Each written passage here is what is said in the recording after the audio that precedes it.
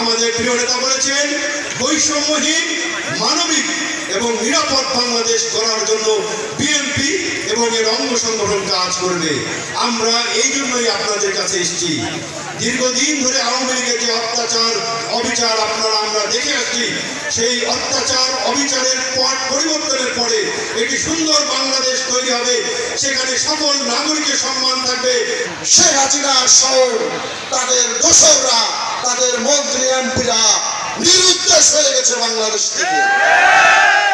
কি এমন অত্যাচার করেছে, কি এমন কুকর্ম করেছে, যার কারণে 1 ঘন্টা বাংলাদেশে থাকতে পারেন না। আমরা তো স্লোগানে বলি, দিল্লি তোর মামার বাড়ি, টিকিট কাট তাড়াতাড়ি।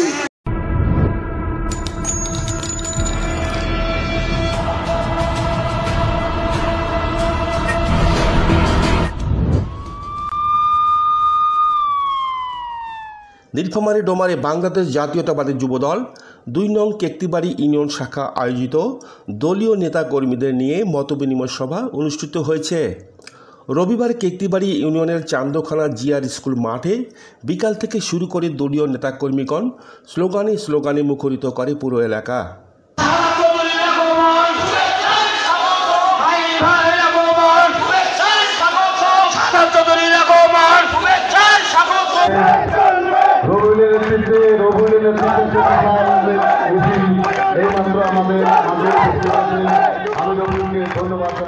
পরে এক আলোচনা সভায় ইউনিয়ন যুবদলের আহ্বায়ক জালাল উদ্দিনের সভাপতিত্বে অনুষ্ঠানে প্রধান অতিথি হিসাবে উপস্থিত ছিলেন নীলফামারী জেলা যুবদলের সাধারণ সম্পাদক এবং কেন্দ্রীয় কমিটির সাবেক সদস্য সাদাত হোসেন চৌধুরী।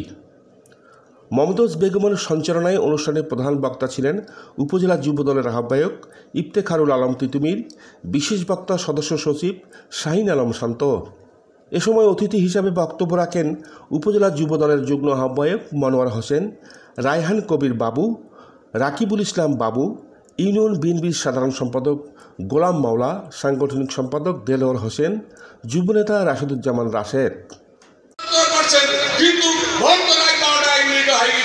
আমার একটি সেন্টারে 2800 ভোট আছে, সেই ভোট কেন্দ্রে 250 ভোট কাউ নয়, 50টা ভোট কার। আরো সামনে যেন আমাদের বিএনপি সরকারের যেন আমাদের দেশ পরিচালনা করার সুযোগ পায়, সেটার জন্য বলিষ্ঠ ভূমিকা রাখবো। কি বলেন আপনারা সবাই? অনুষ্ঠানে বিএনপি, ছাত্রদল, যুবদল, স্বেচ্ছাসেবক দল, মহিলা দল সহ সহযোগী অঙ্গ সংগঠনের নেতাকর্মীগণ উপস্থিত ছিলেন। প্রধান অতিথির বক্তব্যে সাদাত হোসেন চৌধুরী বিগত আওয়ামী লীগ সরকারের বিভিন্ন বিষয়ে কঠোর সমালোচনা করে বলেন, আওয়ামী লীগ সরকারের আমলে বিএনপির নেতাকর্মীদের নামে হাজারো গায়েবী মামলা, হামলা, হত্যা, গুম করে দেশে নৈরাজ্য সৃষ্টি করেছে। বর্তমান অন্তর্বর্তীকালীন সরকারকে অতি দ্রুত এই হত্যাকাণ্ডে জড়িতদের গ্রেপ্তার করে দৃষ্টান্তমূলক শাস্তির জোর দাবি জানান। কথায় তারা মানুষকে নির্যাতন করত, গ্রামে গঞ্জে প্রতিহিংসার রাজনীতি ছড়িয়ে ছিটিয়ে দিয়ে সাধারণ মানুষকে অনেক অত্যাচার করা হয়েছে। সারা বাংলাদেশকে শেখ হাসিনা একটি লুণ্ঠনের রাজ্যে পরিণত করেছিল। 15 বছর, 15.5 বছর ধরে বিএনপি ও জোটের নেতাকর্মীকে অত্যাচার, জুলুম, নিপীড়ন, নির্যাতন, হামলা করে উনি একটা কাশের রাজত্ব কায়েম করেছিলেন। আগামী সংসদ নির্বাচনে ডোমার ডিমনার মাটি ও মানুষের নেতা ইঞ্জিনিয়ার শাহরুল ইসলাম চৌধুরী তুহিনকে নির্বাচিত করতে দলীয় নেতাকর্মীদের ঐক্যবদ্ধ থাকার আহ্বান জানান। আনিসুর রহমান মানিক, শালকি নিউজ।